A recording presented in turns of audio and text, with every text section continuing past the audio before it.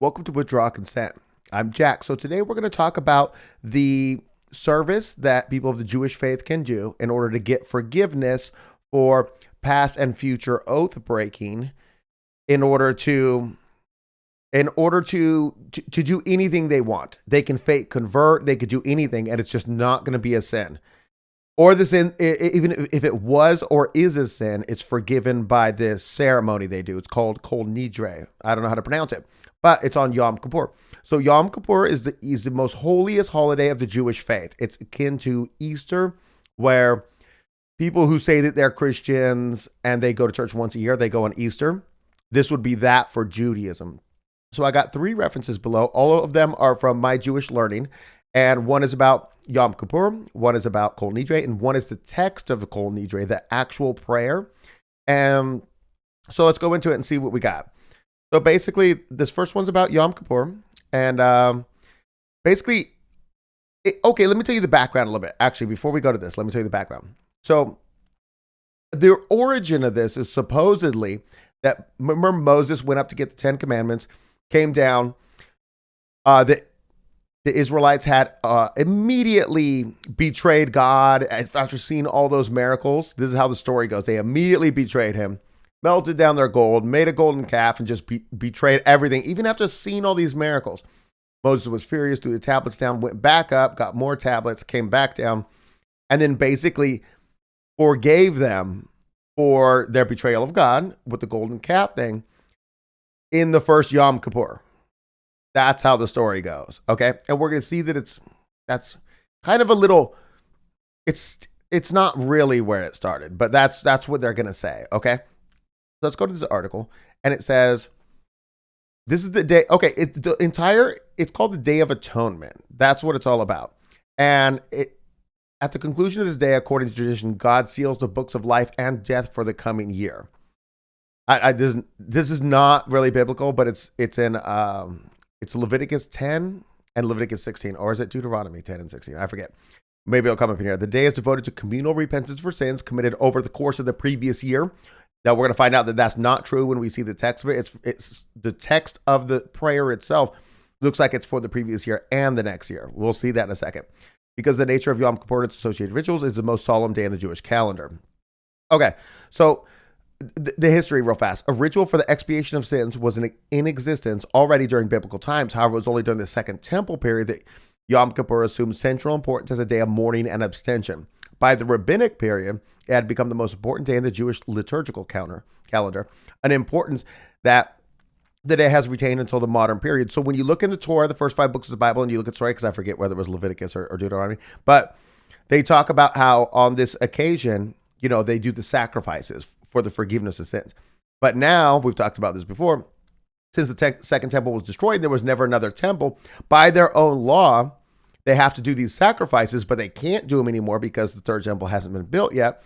And so, because of that, they just do this prayer of atonement, but by their own religion, that it doesn't work like that, because they're saying they got to follow the Levitical food restrictions, but then also you would have to follow the sacrifice restrictions. Okay, you can read this more if you want in the community at home. You can read it more if you want to. Now let's go to the text, because I don't want to talk about the ceremony itself until we've read the text. And it's kind of annoying the way they've got it set up here, because it's going to do it in the multiple languages. It's going to do it in Hebrew, whatever that is. I don't know if that's Yiddish or what, and it's going to do it in English. So I'm kind of going to scroll down fast. I'm just going to read this to you. Light it. This is the actual words that you pray, like you memorize and pray, or maybe you have a handout. Light is sown for the righteous, and for the upright in heart joy. With the consent of the Almighty and consent of this congregation, in a convocation of the heavenly court and a convocation of the lower court, we hereby grant permission to pray with transgressors all vows and things we have made forbidden on ourselves, and oaths and items we have consecrated to the temple, and vows issued with the expression conum, and vows which are abbreviated, and vows issued with the expression kanos, that we have vowed and sworn and dedicated and made forbidden upon ourselves from this Yom Kippur until the next Yom Kippur. May it come to us at a good time. We regret having made them.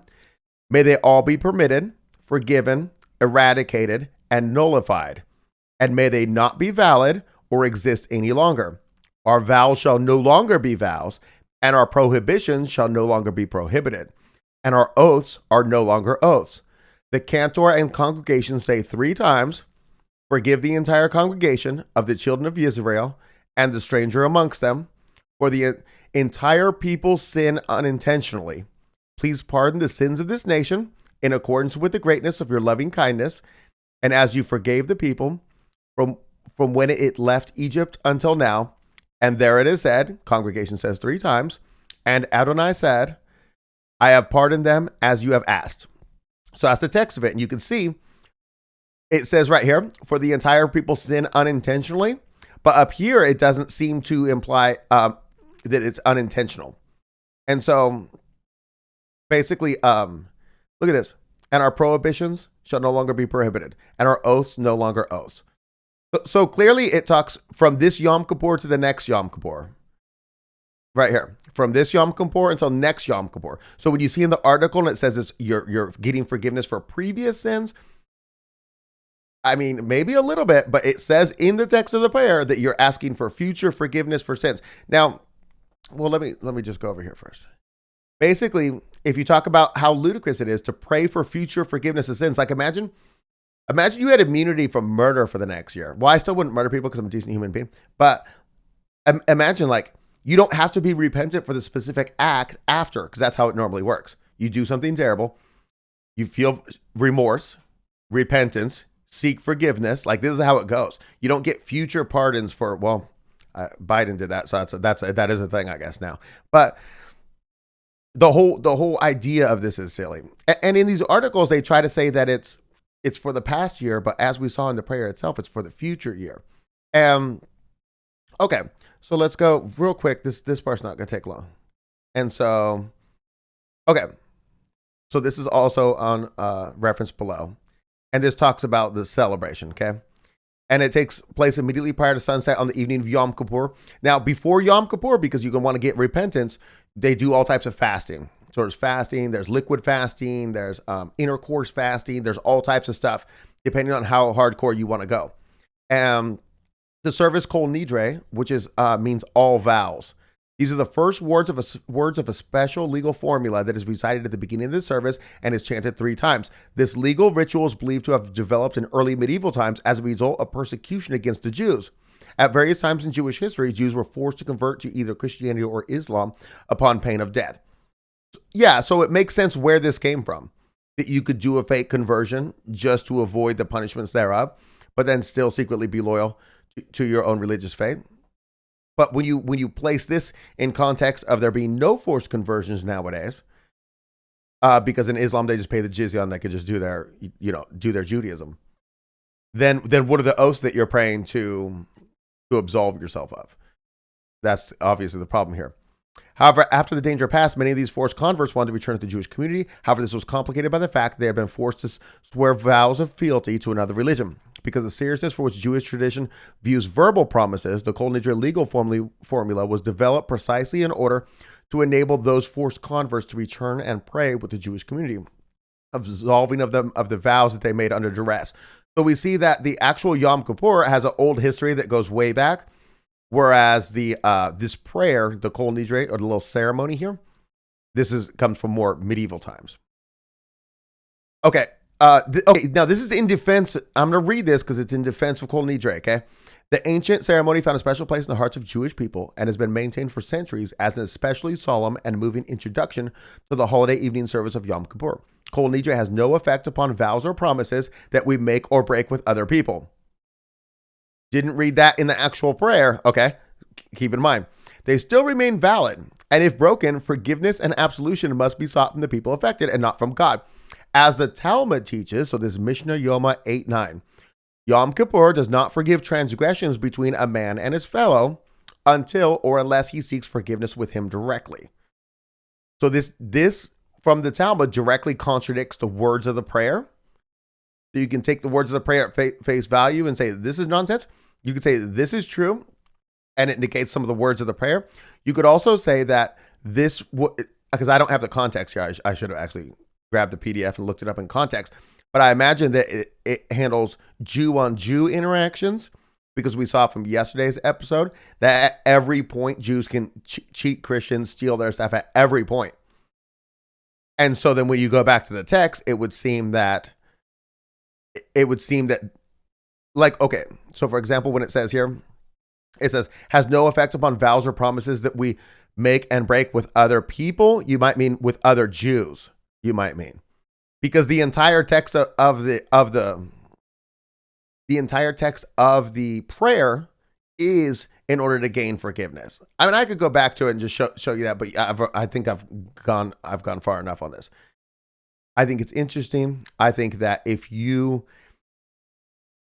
take the words of a prayer and then you say, okay, but here's my interpretation of them. But the words of the prayer mean we can't be in the same country together. It's not going to work between us. You can't testify in court. I can't do business with you as a foreign country if this is your stance. Because there's a total difference between a Christian leader or a Muslim leader who are hypocrites and they don't do what they're supposed to do by their faith. But that's no problem with the faith. That's the problem with the individual because of the hypocrisy of the individual, the failure to meet the standards set by the religion of the individual leader. This religion teaches that we can't deal with you in any way. We can't do any deals with you. So the only person of Jewish faith who was like a political leader that you could deal with is somebody who's hypocritical and is not following correctly the path of Judaism. And there's no way to know that because they could say or pretend that they're not following the path, but then they get absolution once a year. So anyways, that's what I got for you. I think is really interesting. Anyways, that's what I got for you guys. Hope you have a great weekend. See you next time.